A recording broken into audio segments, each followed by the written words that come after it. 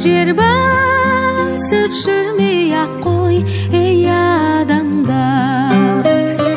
Анамның ақ жаулығы әппақ-әппақ, айналдым пейіліңнен қардан әппақ.